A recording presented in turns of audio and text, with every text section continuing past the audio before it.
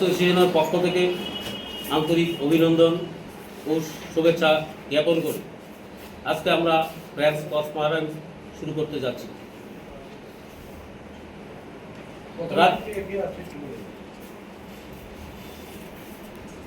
আমি Nilaykanti Saha, president, Tripura associate teachers association.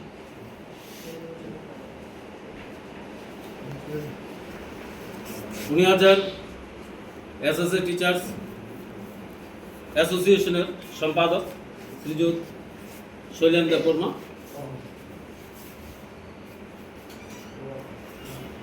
আমরা শুরু করছি। আবারও আপনাদের প্রেস মিডিয়া এবং ইলেকট্রনিক মিডিয়া বন্ধুদের আমাদের সংগঠনের তরফ থেকে আন্তরিক অভিনন্দন ও শুভেচ্ছা জ্ঞাপন করছি। রাজ্যের সর্বশিক্ষা, বর্তমান সমগ্র শিক্ষা, শিক্ষক শিক্ষিকাদের দীর্ঘদিনের আর্থিক ও পেশাগত অনিশ্চয়তার বিষয়টি আজ অত্যন্ত সংকটজনক অবস্থায় পৌঁছেছে। গত কয়েক বছরে বেতন ভাতা, চাকরির নিরাপত্তা এবং অবসরকালীন সুবিধা সংক্রান্ত নানা সমস্যায় শিক্ষক সমাজ গভীরভাবে বিপন্ন হয়ে পড়েছেন। দ্বিতীয়ত, 2017 সালের পর থেকে প্রায় 4 বছর ধরে শিক্ষক শিক্ষিকাদের বেতন ভাতা কার্যত স্থবির হয়েছিল। নিয়মিত কর্মচারীদের মতো সপ্তম বেতন কমিশনের সুবিধা ডিএ বা ইনক্রিমেন্টের কোনো বৃদ্ধি আমাদের ক্ষেত্রে প্রযোজ্য হয়নি। 2021 সালে হাইকোর্টের রায়ের পর রাজ্য সরকারের নিয়মিতকরণ স্কিম চালু হলো। এখনও শিক্ষক শিক্ষিকারা প্রতি মাসে 15,000 থেকে 30,000 টাকা পর্যন্ত কম বেতন পাচ্ছেন। প্রায় 8 বছরে একজন শিক্ষক গড়ে 10 থেকে 15 লক্ষ টাকা পর্যন্ত আর্থিক ক্ষতিগ্রস্ত হয়েছেন। তৃতীয়ত, বর্তমানে অধিকাংশ শিক্ষক শিক্ষিকা আর্থিক অবস্থায় অত্যন্ত দুর্বল। মাসের মাঝামাঝি সময়েও বেতন শেষ হয়ে যাচ্ছে। তার উপরে বেতন নিয়মিত সময় মতো প্রদান করা হচ্ছে না দপ্তর থেকে। অনেক শিক্ষক কর্মজীবনের শেষ পর্যায়ে পৌঁছে গিয়েও আর্থিক নিরাপত্তা থেকে বঞ্চিত। চতুর্থত, ইতিমধ্যে প্রায় 1000 শিক্ষক অবসর গ্রহণ করেছেন, কিন্তু তারা কোনো পেনশন সুবিধা পাচ্ছেন না। অনেকেই জীবিকা নির্বাহের জন্য ছোটোখাটো ব্যবসা, কেউ বা শ্রমের কাজে করতে বাধ্য হচ্ছেন, কেউ বা টমটম চালাচ্ছেন, যা অত্যন্ত দুঃখের এবং পরিতাপের বিষয়। পঞ্চমত, এছাড়া আমাদের মধ্যে প্রায় 2 শতাধিক শিক্ষক শিক্ষিকা কর্মরত অবস্থায় মৃত্যুবরণ করেছেন। দীর্ঘদিনের আর্থিক সংকট, মানসিক চাপ এবং ভবিষ্যতের অনিশ্চয়তা তাদের জীবনকে বিপন্ন করে তুলেছিল। মৃত্যুর পর তাদের পরিবারগুলি আজ চরম দুর্দশার মধ্যে দিন কাটাচ্ছে। অনেক পরিবার ন্যূনতম আর্থিক নিরাপত্তা থেকে বঞ্চিত হয়ে মানবেতর জীবনযাপন করতে বাধ্য হচ্ছে। বহু ক্ষেত্রে সন্তানদের পড়াশোনা বন্ধ হয়ে গেছে এবং পরিবারের স্বাভাবিক জীবনযাত্রা সম্পূর্ণভাবে বিপর্যস্ত হয়ে পড়েছে।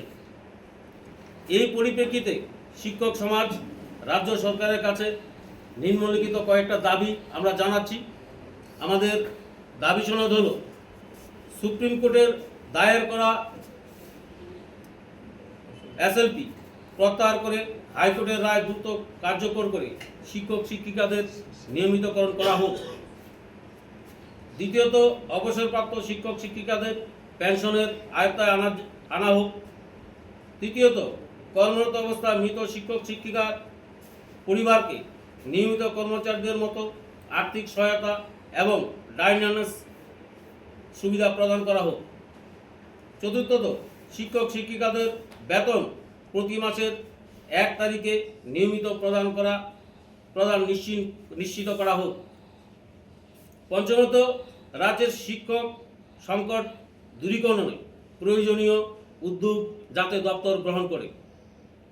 উল্লেখ্য, এই বেতনের সময় মতো প্রদানের দাবিতে আগামী 21 ফেব্রুয়ারি তারিখে রাজ্যের সকল বিদ্যালয় পরিদর্শকের নিকট একযোগে গণ ডেপুটেশন প্রদান করতে যাব আমাদের এই সংগঠন।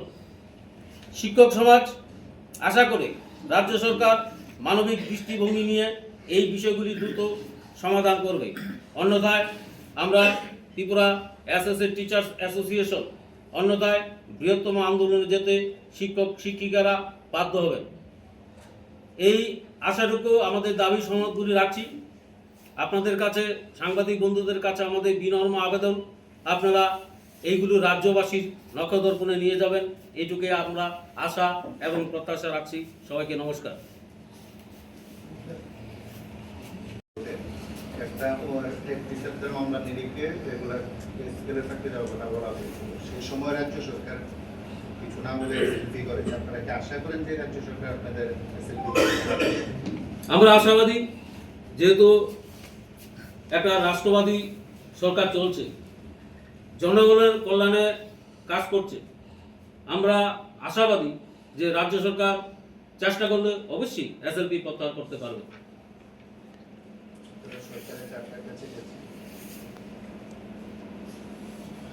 আমরা রাজ্য সরকারকে, আমাদের শিক্ষা দপ্তরের আধিকারিকরা আমরা বিভিন্নবার ডেপুটেশন প্রদানের মাধ্যমে আমরা চিঠি দিয়েছি, কিন্তু দুর্ভাগ্য এখনো আমরা কোনো অনুমতি পাইনি, যার জন্য আমরা কার্যকর করতে পারছি না।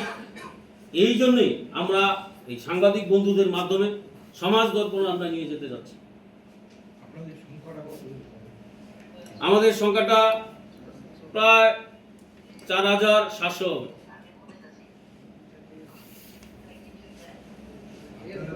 বলেছেন যে 21 তারিখ না তারিখটা গণডেপুটেশন কি সারা ত্রিপুরাতে চলবে না একসঙ্গে? দেখুন, এই মাসেও আমরা যথারীতি বেতন পেতে আমাদের দেরি হয়েছে। বিভিন্ন পত্রপত্রিকা আপনারা চেপেছেন যে ফান্ডিংয়ের অভাব আছে।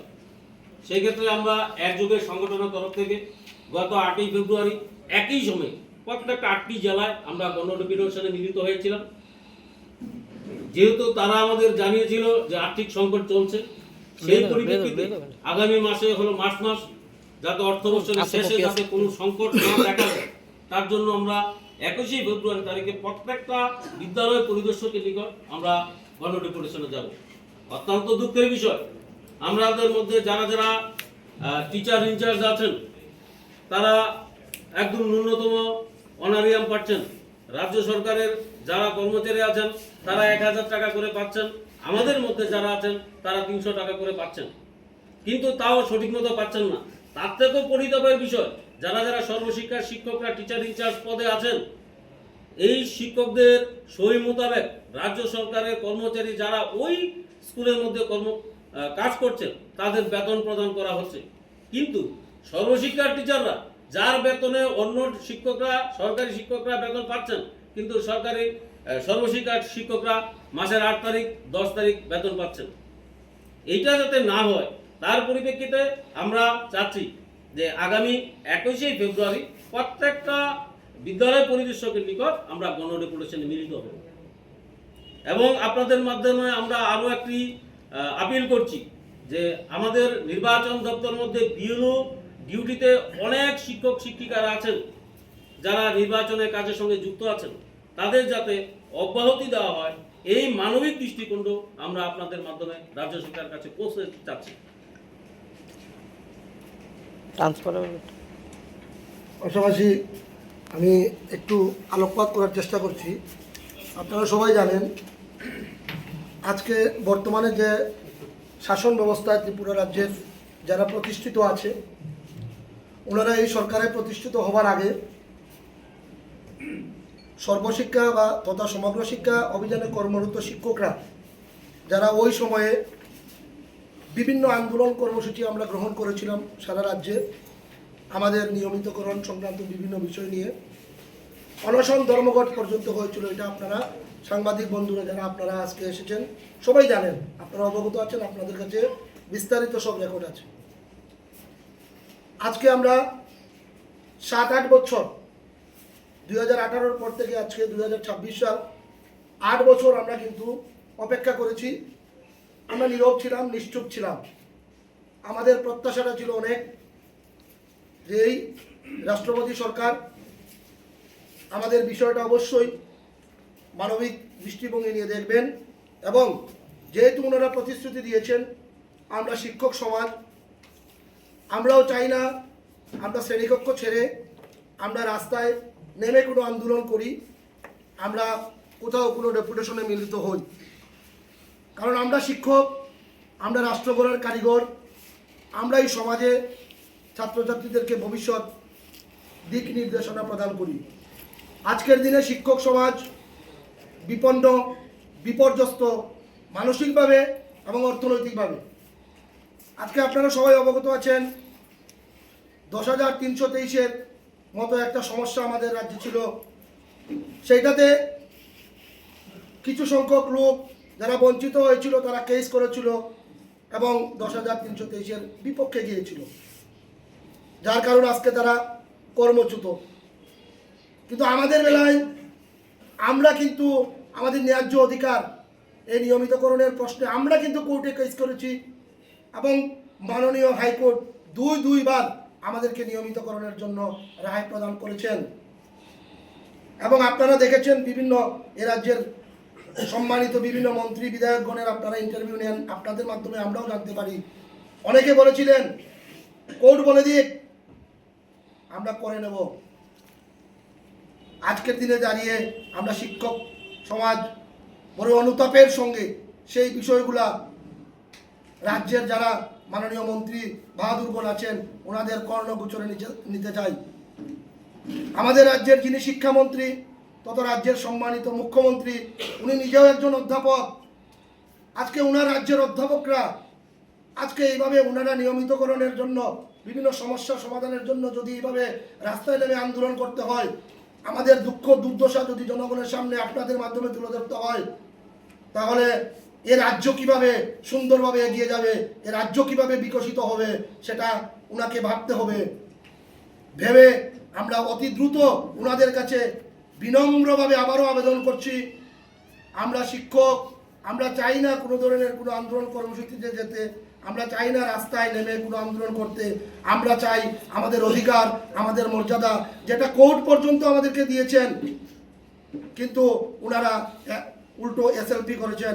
আমরা আজকে সাংবাদিক সম্মেলনের মাধ্যমে আমরা আবারও মাননীয় মুখ্যমন্ত্রী তথা রাজ্যের সম্মানিত যারা মন্ত্রী বাহাদুরগণ, বিধায়কগণ যারাই আছেন, সকলের কাছে বিনীতভাবে আবেদন করছি, আপনারাই নীতি নির্ধারণ করছেন। আমরা এ রাজ্যেরই জনগণ, এ রাজ্যেরই নাগরিক। রাজ্যের শাসন ক্ষমতায় যারা থাকবে ওরা চাইবে ওই রাজ্যের প্রজারা কিভাবে সুখে থাকবে।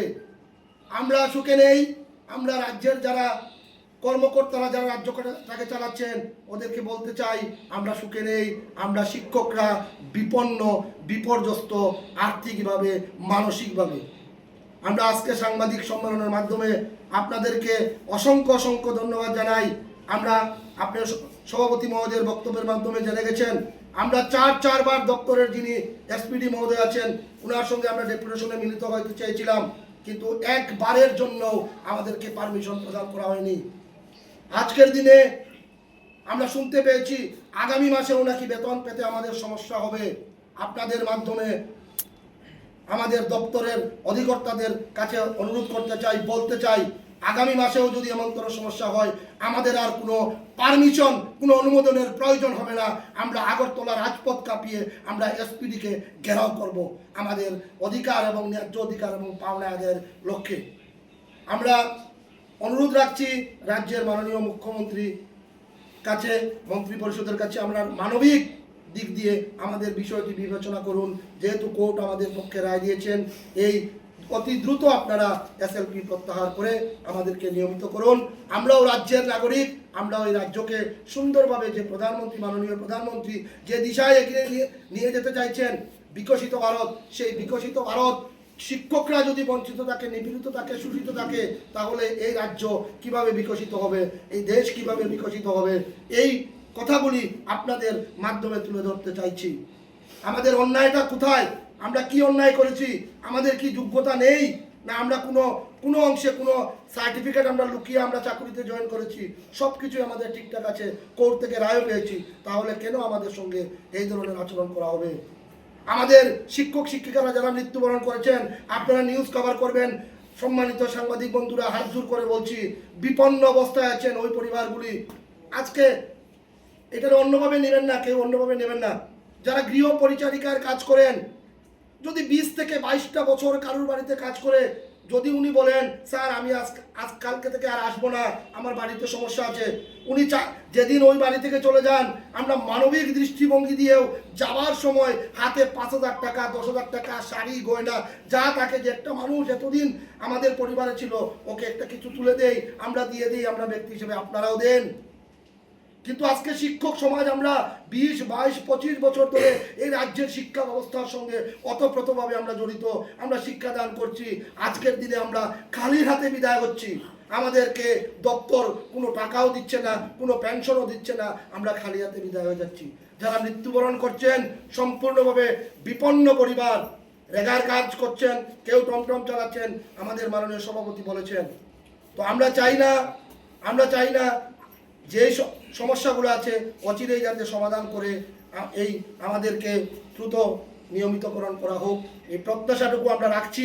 যদি আমাদের মানবিক আবেদনগুলা ওনারা না শুনেন, আমরা আমাদের বাঁচা করার সুবিধার্থে আমরা আগামী দিনের কর্মসূচি আপনারা অলরেডি জেনে গেছেন, আমরা বৃহত্তর থেকে বৃহত্তর আন্দোলনে আমরা নামবো। আমরা আইনি লড়াই চলছে সুপ্রিম কোর্টে, আমরাও আইনি লড়াই লড়ছি, পাশাপাশি আমরা গণতান্ত্রিক পদ্ধতিতে আমরা আন্দোলন করব। আমাদের পাশে সমগ্র শিক্ষক সমাজকে চাইবো আমাদের পাশে দাঁড়ানোর জন্য, আমরা চাইবো এই রাজ্যের সমগ্র জনগণ আমাদের পাশে থাকবেন।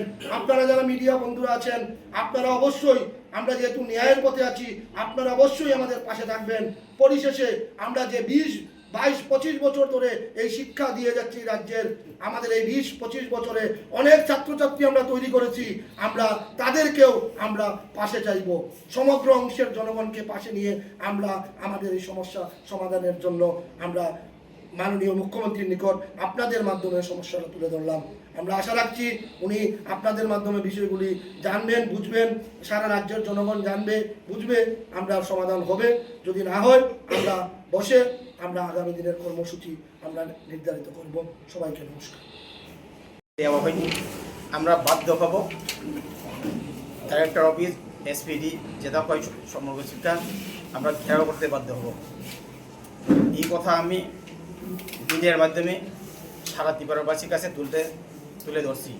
এটুকু বলে আমার সংক্ষিপ্ত আলোচনা শেষ করছি। সবাইকে নমস্কার। তাদের উদ্দেশ্যে আপনাকে বার্তা থাকবে, আপনারা কোনোভাবে এসএলপি সংক্রান্ত বিষয়ে টেট শিক্ষকদের সঙ্গে মিলবেন কিনা, যৌথ আন্দোলন করবেন কিনা, 2, 3 নাম্বার হচ্ছে আপনাদের মধ্যেও সংগঠন আলাদা আলাদা আছে, ঠিক আছে, আপনারা সবাই এক ছাদার তলে আইবেন কিনা, আপনারা অঙ্গীকারবদ্ধ কিনা? না, ওই ব্যাপারে আমরা সবাই একসাথে অঙ্গীকারবদ্ধ, যেহেতু বেতন ব্যাপারটা বা নিয়মিতকরণ ব্যাপারটা এটা সবার ক্ষেত্রে একই সমস্যা। এই জায়গাতে আমরা আলাদা আলাদা করে লড়বো না, সবাই একসঙ্গে অঙ্গীকারবদ্ধই লড়বো। আজকে কি আপনারা সব আপনাদের সঙ্গে এসেছেন বা অন্য কোনো সংগঠনে যারা ছিলেন তারা কেন এলেন?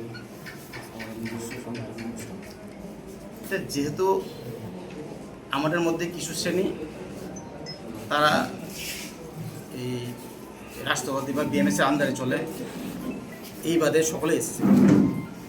সারা রাজ্যে আপনাদের টিকিটটা কত? 4,500 হবে। আচ্ছা, পশ্চিমবঙ্গের ত্রিপুরার বেশ কয়েকজন বিজেপির নেতৃত্ব মন্ত্রী এবং কেন্দ্রীয় নেতৃত্ব, ত্রিপুরার প্রাক্তন মুখ্যমন্ত্রী যিনি আপনাদের আন্দোলনের একটা সময় মঞ্চ ছিলেন, তিনি গিয়ে বলছেন যে ত্রিপুরাতে আপনাদের দাবি থেকে সব পূরণ করা হয়েছে। গত কয়েকদিন আগে একটা শিক্ষক সম্মেলনেও প্রতিশ্রুতি দেওয়া হয়েছিল। আপনাদের মধ্যে অনেকে বিষয়গুলো সামাজিক মাধ্যমে শেয়ার করছে। আপনারা এগুলো জনমত তৈরি করার ক্ষেত্রে কতটা ভূমিকা নেবেন? প্রত্যক্ষ পরোক্ষভাবে যেহেতু আপনারা এই নির্বাচনের আগে কোনো না কোনোভাবে বামপন্থী সরকারের ব্যর্থতাকে আপনারা সামনে আনছেন, এই সরকারের যদি না দিয়ে থাকে আপনাদের ভাষায় কেউ জানি না, যদি ব্যর্থতা হয়ে থাকে আপনাদেরকে ভূমিকা থাকবে না, এটা আমরা নিশ্চয়ই সংবাদ মাধ্যমের কাছে সারা ত্রিপুরাবাসীর কাছে তুলে ধরবো কোন জায়গাতে ব্যর্থতা করবেন। যারা পশ্চিমবঙ্গে প্রচার করছেন ত্রিপুরাতে দেওয়া হবে। স্যার একটা কথা বলি, আমি কিন্তু কথা মধ্যেই বলে দিয়েছি যে 7-8 বছর আমরা নিশ্চুপ ছিলাম, অপেক্ষায় ছিলাম। আজকের এই কর্মসূচির মাধ্যমে আজকে সারা রাজ্যভিত্তিক যে আমাদের একদিবসীয় কনভেনশন ছিল, এই কনভেনশনেও আমরা সিদ্ধান্ত নিয়েছি এবং আপনারা আমাদের যে ডাকে সাড়া দিয়ে এসেছেন, আপনাদের মাধ্যমে যে বক্তব্যটা তুলে ধরলাম, এতে গিয়ে স্পষ্ট হয়ে গেল আগামী দিন আমরা কোন আন্দোলন কর্মসূচিতে যাচ্ছি বা কীভাবে এগিয়ে যাচ্ছি। আপনারা শুধু পাশে থাকবেন, আমাদের প্রতি যে অন্যায় হচ্ছে সেটা আপনারা তুলে ধরবেন। সময় মতো আমরাও দিক নির্দেশ আমরাও ঠিক করে নেব। আমরা যদি এতদিনের একটা 30-35 বছরের ক্ষমতায় যারা ছিলেন দীর্ঘদিন, এত বড় একটা সরকারকে শিক্ষক সংগঠন ওই সময়ে কাজ করে, অনশন করে, আন্দোলন করে যদি একটা বিরাট ভূমিকা নিতে পারে, আগামী দিন আমরা যেহেতু শিক্ষক, আমরার কলম চলবে এবং আমরা আজকের এই সাংবাদিক সম্মেলনের মাধ্যমে আমরা সেটা জানান দিতে চাই অলরেডি। কোনো রাজনৈতিক দলের প্রতিনিধিরা আপনাদের দাবি নিয়ে উত্থাপন করেছে, আপনাদের সঙ্গে কি কথা হয়েছে তাদের? না, আমরা এই রকমের কোনো কথা হয়নি। তবে আমরা একটাই বক্তব্য রাখবো, যেহেতু আমাদের দাবি ন্যায্য দাবি, আমাদের দাবিটা যারাই তুলবে, যদি ওনারা মনে করেন যে না ওদের দাবি ন্যায্য দাবি, এটা তোলা দরকার, অবশ্যই ওনারা বলবেন, বুঝবেন, সামনে বিধানসভা অধিবেশন আছে, ধরবেন, তুলবেন। যদি প্রয়োজন হয় যে না এটা তো আমার শিক্ষক, এই রাজ্যেরই শিক্ষক, হ্যাঁ এই জ্বলন্ত সমস্যাটা তুলে ধরবেন, অবশ্যই আমরা সবার কাছে আহ্বান রাখবো এবং আবেদন রাখবো আমাদের এই বিষয়টা সবাই যেন আলোকপাত করেন এবং তুলে ধরেন। যেমন আমাদের যে শৈলেন্দ্র বর্মা এবং ভজন সেন উইথ আদার্স একসঙ্গে আমরা সাংগঠনিকভাবে যারা জড়িত সবাই ওইটার সঙ্গে যুক্ত হয়ে গেছে। সিগনেচার কত দরকার? না, উনি যেহেতু দুজন পিটিশনার আছেন, ওনার সঙ্গে আমরা সবাই একত্রিত, কারণ রায়টা ছিল ওভাররুল জাজমেন্টটা ছিল। যাই হবে রায়টা সবার জন্য একই আসবে। বাস্তবদেব বর্মা বা সজলদেবরা তারা কি আছে আপনাদের সঙ্গে? বা না, বাস্তবদেব বর্মা আপনারা জানেন কিনা জানি না। ক্যামেরার বাইরে করলে আপনি বাস্তবদেব বর্মা বেজাল লাগবে।